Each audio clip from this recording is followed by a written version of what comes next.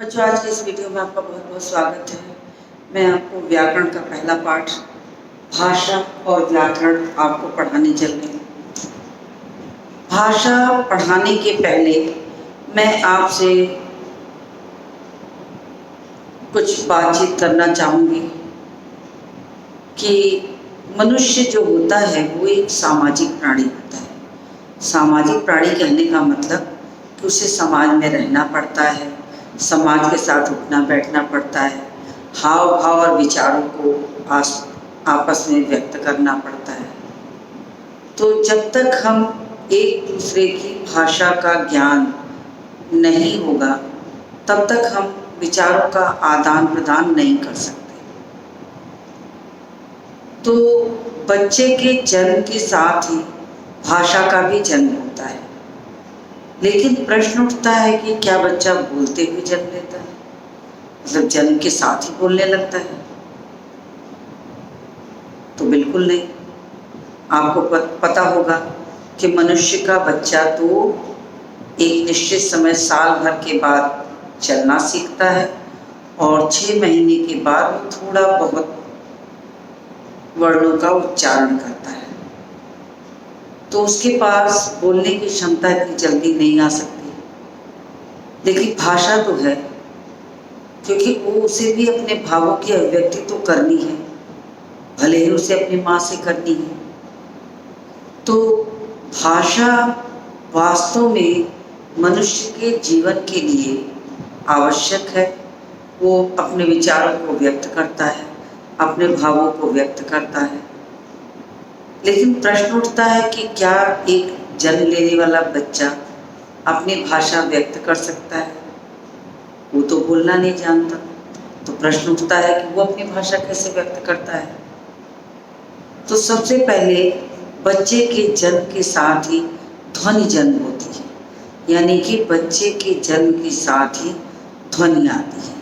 तो सबसे पहले हमारे भाषा निर्माण से पहले जो जन्म होता है वो ध्वनि का होता है।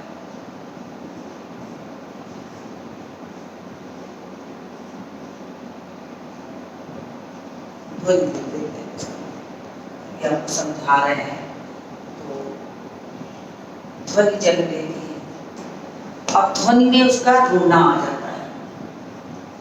ध्वनि में क्या है, बच्चा कोई ध्वनि थोड़े करता है, किसी चीज की आवाज थोड़े करने लगता है, उसे सिर्फ उसको रोना आता है। तो जब उसको भूख लगती है, जब उसके कपड़े खराब होते हैं तो वो रोता है, और माँ उसकी समझ जाती है कि वो या तो उसे भूख लगी है या तो उसके कपड़े खराब हैं, गीले हैं। तो ऐसी स्थिति में माँ उसके कपड़े सूखे कर देती है, उसके पेट भर देती है और बच्चा रोना भूल के सो जाता है। लेकिन उसने अपनी बात अपनी माँ तक पहुँचा दी, उसके विचार का विनिमय हो गया, उसकी भाषा का जो संप्रेषण था, पहुंचने की स्थिति वो पहुंच गई। तो ध्वनि भी, यानी बच्चे का रोना जो ध्वनि के रूप में है वो भाषा है उसकी। बच्चे के जन्म से उसकी भाषा है। और फिर भाषा, अब जैसे जैसे बच्चा जन्म लेगा, जैसे जैसे बच्चा जन्म लेता है, तो 4 महीने के होते होते 4 महीने पर स्वर आने लगते हैं। 4 महीने पर बीते बीते उसके अंदर स्वरों का विकास हो जाता है, उसके रोने की ध्वनि में परिवर्तन आता है, और फिर वो आम जैसे उच्चारण उसके रोने के बीच से सुनाई पड़ते हैं, कानों में महसूस होते हैं कि स्वर है। हालांकि रोना तो रोना होता है, उसमें स्वर थोड़े कोई पहचानता, लेकिन वो स्वर जन्म ले लेते हैं तो स्वर आते हैं। लेकिन जब बच्चा फिर 6 महीने का हो जाता है, 6 महीने पर अब स्वर जो रहता है व्यंजन के साथ मिलने लगता है, यानी कुछ कुछ व्यंजन के कुछ कुछ वर्ण आने लगते हैं, कुछ कुछ वर्ण आने लगते हैं।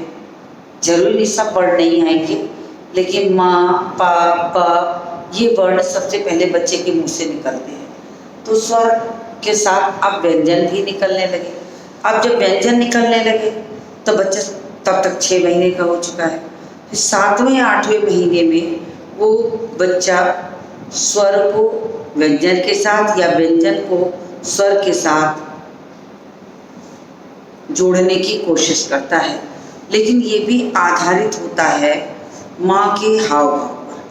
अगर माँ बच्चे के साथ बहुत बात करती है तो बच्चा जल्दी बोलना सीख लेता है, क्योंकि ये मान के चलिए कि एक बच्चे के गले में हर भाषा का जो कंठ जो होता है उसमें हर भाषा के वर्ण उसमें होते हैं, उसके अंदर हर भाषा है। जैसी भाषा भाषी माँ होगी वैसे ही उसका बच्चा भी बोलेगा। हिंदी भाषी का बच्चा हिंदी बोलता है, अंग्रेजी भाषी का बच्चा अंग्रेजी बोलता है, बंगाली बोलने वाले का बच्चा बंगाली बोलता है, भोजपुरी बोलने वाले का बच्चा भोजपुरी सीखता है। तो वो बात अलग है। जो मातृभाषा जिसको कहते हैं वो तो बच्चे की माँ के साथ ही जुड़ती है, तो वो तो उसके साथ ही बोलने के आधार पर आएगी, तो उसे इन सब चीज़ों का ज्ञान होगा कि वो कैसे पढ़ा, कैसे वो माँ के साथ बात। माँ अगर कामकाजी है तो माँ बच्चे को छोड़कर मेट पर या किसी अन्य परिवार के सदस्य पर, तो माँ के अतिरिक्त आप ये कल्पना मत कीजिए कि कोई भी बच्चे से उतना ज़्यादा बोलेगा जितना कि माँ बोलती है। माँ अनायास बच्चे से बात करती है और उस बात का नतीजा क्या होता है कि बच्चा बोलने जल्दी लगता है, जल्दी आवाज़ें करने लगता है, जल्दी वो मुंह में आवाज़ों का परिवर्तन हो जाता है।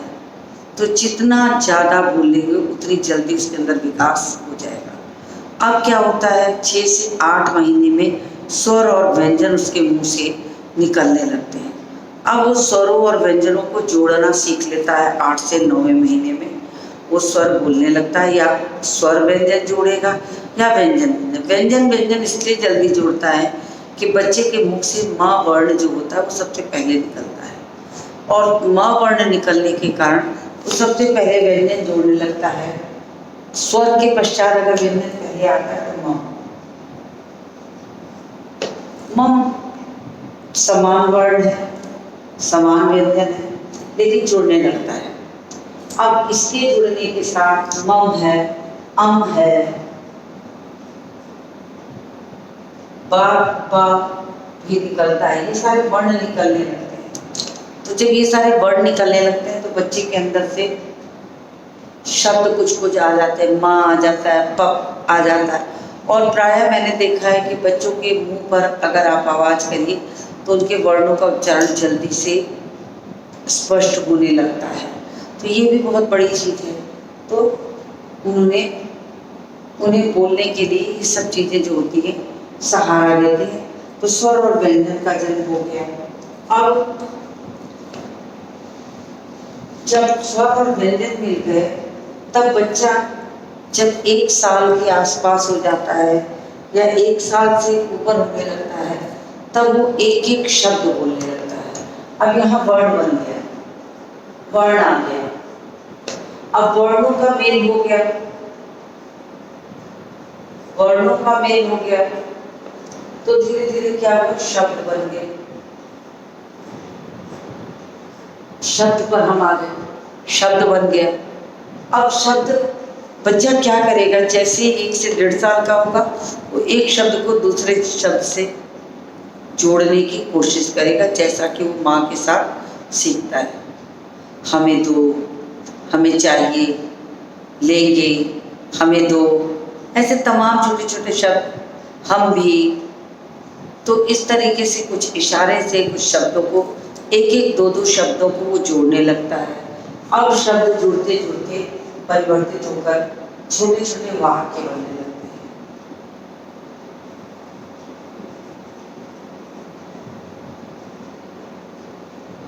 छोटे छोटे वाक्य बन जाते हैं। जब बच्चे का वाक्य बनने लगा तब उसकी भाषा विकसित हो गई।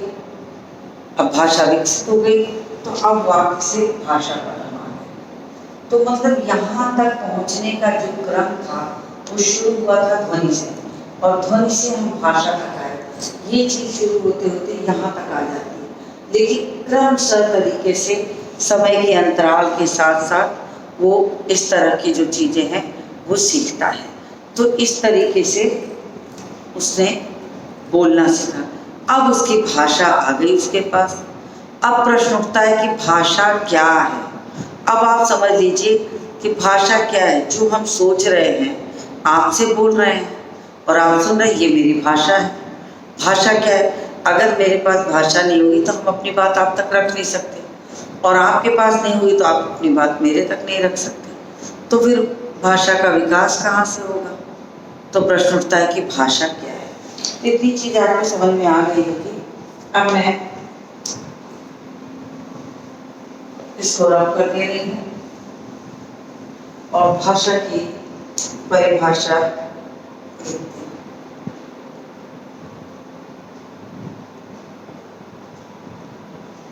भाषा की परिभाषा। अब भाषा की परिभाषा क्या होगी? विचारों के आदान प्रदान करने की प्रक्रिया को हम भाषा कहते हैं। तो चाहे आप किताब से इसको लिख लीजिए,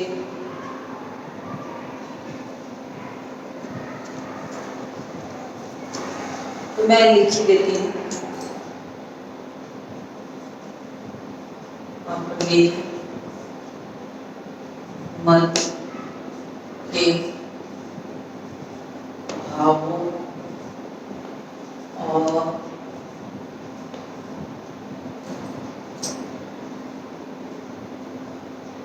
विचारों के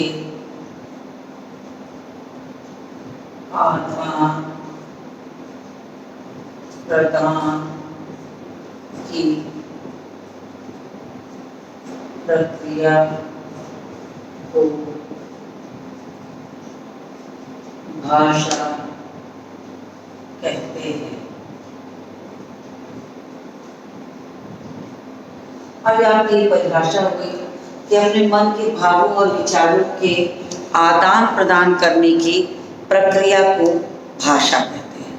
यानी कि आदान प्रदान करें कि हम अपनी बात आपसे कहें और आपकी बात हम सुने, तो हमारे विचार आप तक पहुंच गए, आपके विचार हम तक पहुंच गए। तो ये विचारों के आदान प्रदान करने की प्रक्रिया हुई और इसी को भाषा कहते हैं। मैं जो बोल रही हूँ ये भाषा है। तो अब विचारों के आदान प्रदान करने की प्रक्रिया भाषा है। तो सबसे पहले हमें क्या जानना चाहिए? बच्चे के जन्म के साथ जो भाषा आती है वो उसकी बोली से निर्मित होती है। और क्या होता है? तो जो हम मौखिक रूप से अभी आपसे बात कर रहे हैं, ये हमारी एक भाषा का रूप है। तो अब इसको हम अगर ये कहते हैं कि बात देते हैं कि भाषा के दो रूप होते हैं। भाषा के दो रूप होते हैं।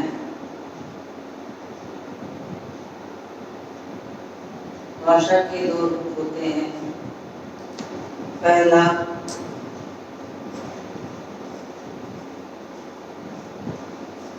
मौखिक भाषा, दूसरा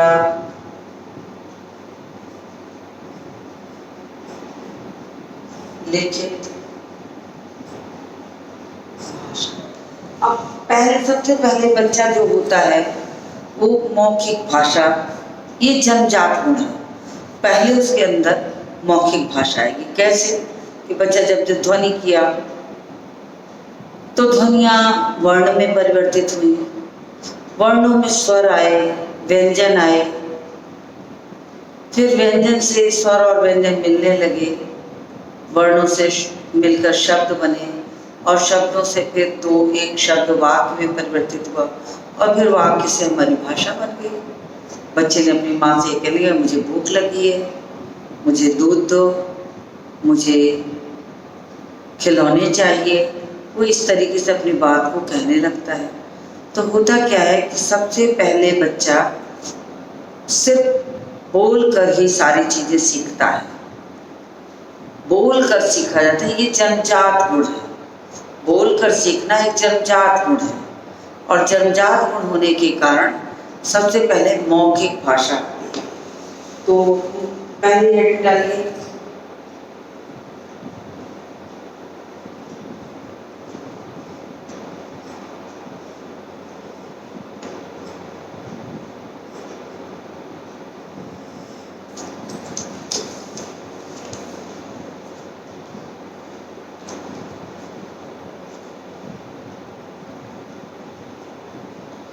भाषा का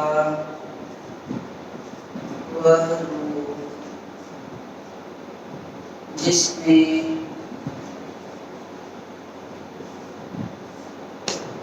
एक व्यक्ति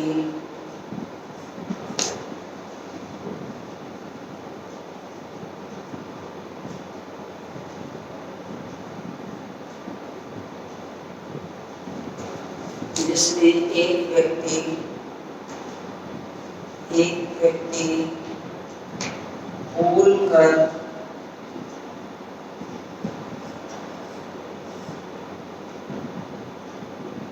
अपने विचार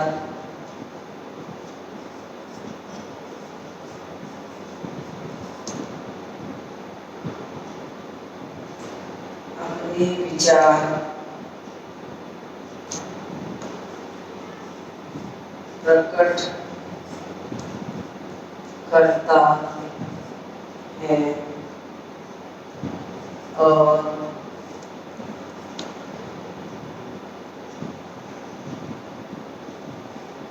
दूसरा व्यक्ति सुनकर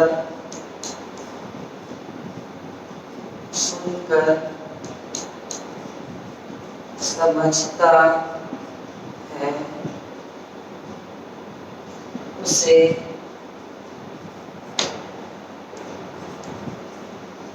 मौखिक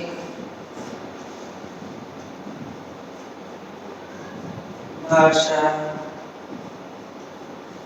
कहते हैं।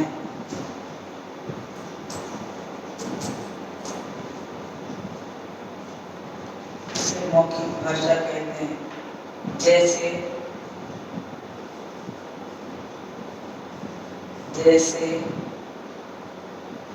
भाषण देना,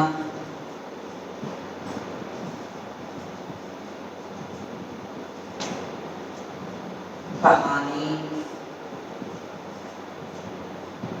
सुनाना, भाषण देना, कहानी सुनाना। तो आप इतने का स्क्रीनशॉट पहले ले लीजिए।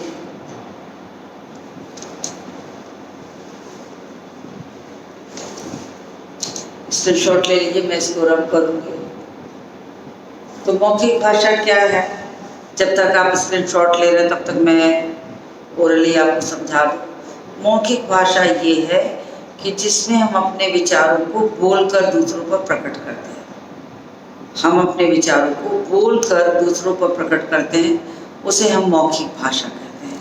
तो ये हमारी मौखिक भाषा है। अब प्रश्न उठता है कि लिखित भाषा, तो लिखित भाषा जन्म के साथ नहीं आती। लिखित भाषा को अर्जित किया जाता है, उसे सीखना पड़ता है।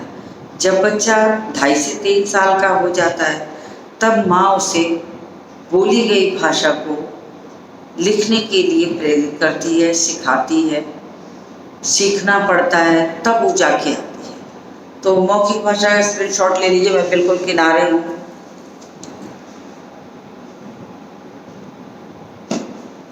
तो मैं इसे रब करती हूँ, मैं इसे रब करके अब इस पर मौखिक भाषा की लिखित भाषा लिखती हूँ।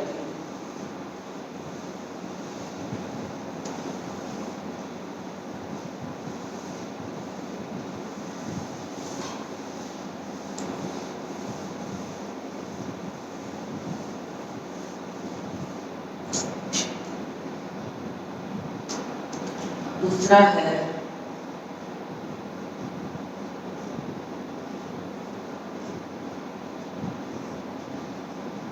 लिखित भाषा। कक्षा 6 में भी आप अगर ये सारी चीजें पढ़ चुके हैं तो आपको बहुत नयापन नहीं लगेगा, लगेगा कि हाँ बिल्कुल ठीक है।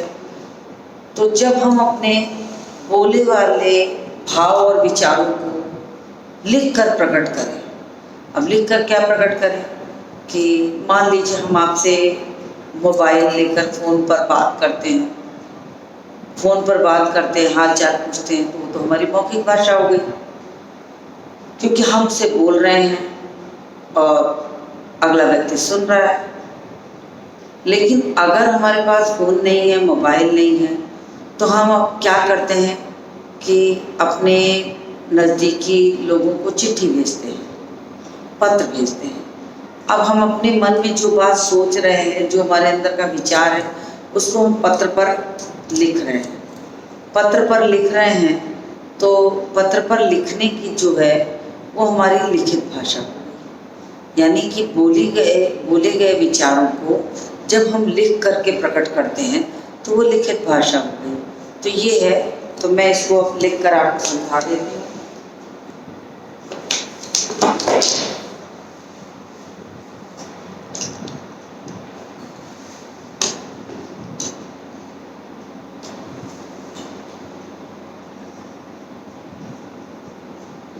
भाषा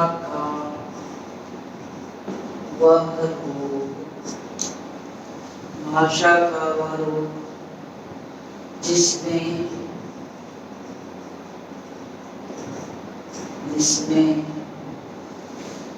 व्यक्ति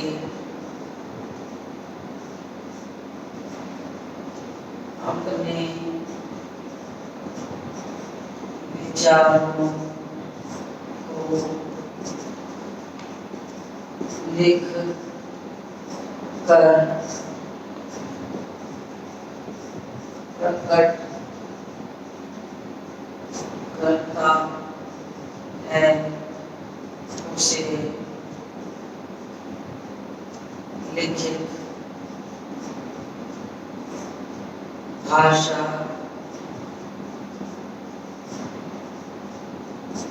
कहते हैं। लिखित भाषा कहते हैं। जैसे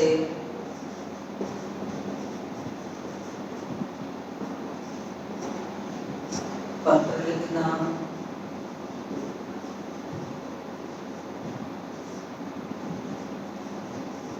निबंध लिखना,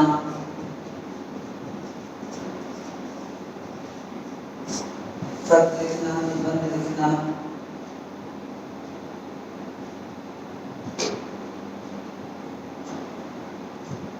इत्यादि। जीवनी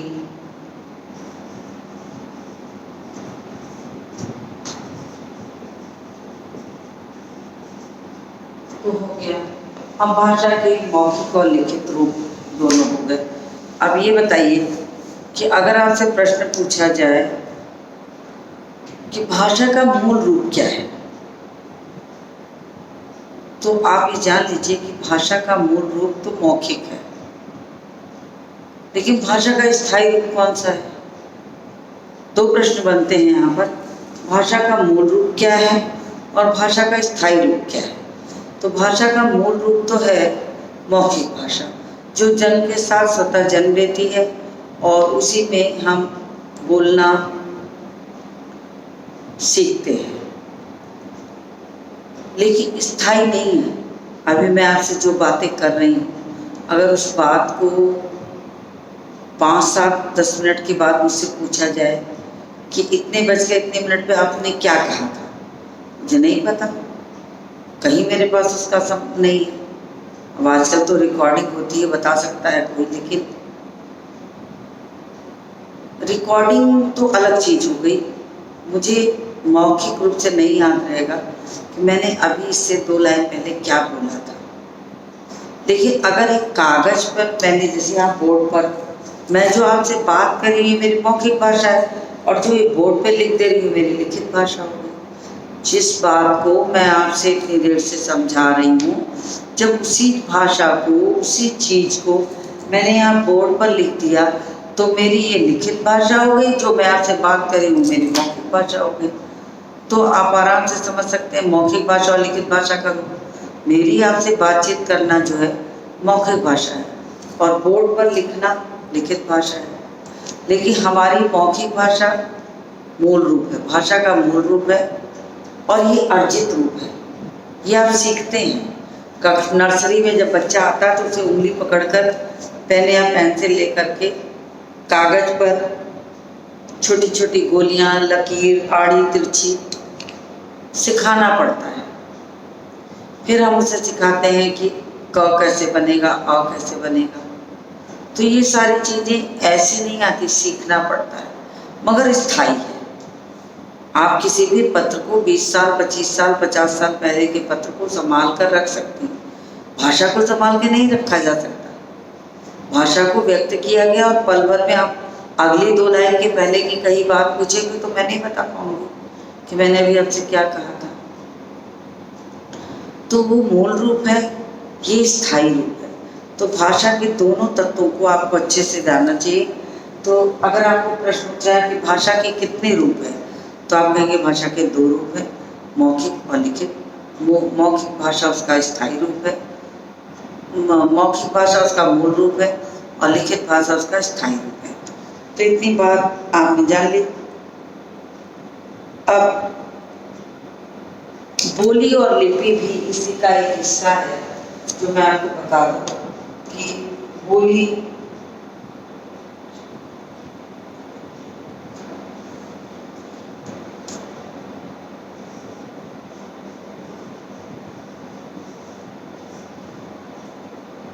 भाषा का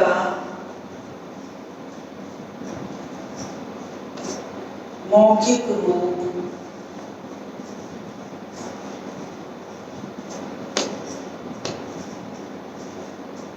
बोली कहलाता है, परंतु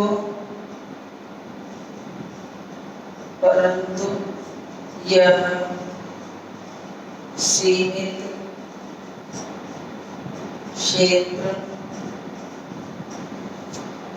क्षेत्र में या कम क्षेत्रों में बोला जाता है। यानी कि भाषा का मौखिक रूप जो किसी क्षेत्र विशेष में बोला जाए। आप इसको ऐसे भी लिख सकते हैं, या भाषा का मौखिक रूप जो किसी क्षेत्र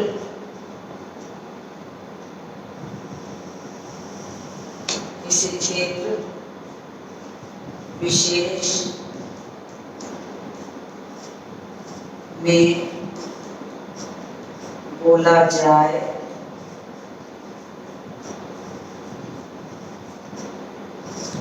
उसे बोली कहते हैं। उसे बोली कहते हैं। अब जैसे अवधी, ब्रज, राजस्थानी, मैथिली जैसे अवधी क्षेत्र विशेष में बोली जाती है। ब्रज मथुरा के आसपास के क्षेत्रों में बोली जाती है। मैथिली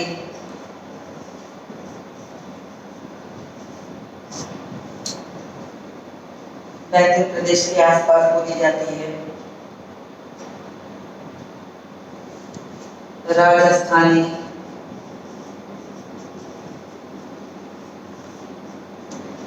भोजपुरी। तो कुछ सीमित क्षेत्र में जो भाषा चलती है उन्हें हम बोली कहते हैं। तो ये भी आपके लिए जानना जरूरी था। अब भाषा के साथ मैं आपको लिपि भी बताऊंगी। तो लिपि और उसका व्याकरण 2 चीज छूटी है। मैं थोड़ा किनारे हटती हूँ, आप इसका स्क्रीनशॉट लीजिए।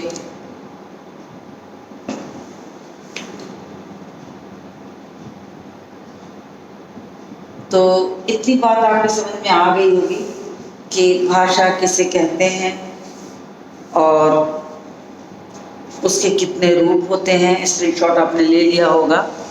तो भाषा किसे कहते हैं, उसके कितने रूप होते हैं, विचारों के आदान प्रदान करने की प्रक्रिया को भाषा कहते हैं। उसके दो रूप होते हैं, मौखिक और लिखित। और मौखिक भाषा जन्मजात होती है, लिखित भाषा अर्जित की जाती है। फिर मौखिक भाषा जो क्षेत्र विशेष में बोली जाती है उसे बोली कहते हैं। इतनी बातें मैंने आपको समझा दी हैं। इसके आगे की चीज़ को मैं अपने अगली वीडियो में लेकर आऊँगी। आप मेरे साथ बने रहिए। तो आज के इस वीडियो को समाप्त करती हूँ और मिलती हूँ आपसे अगली वीडियो।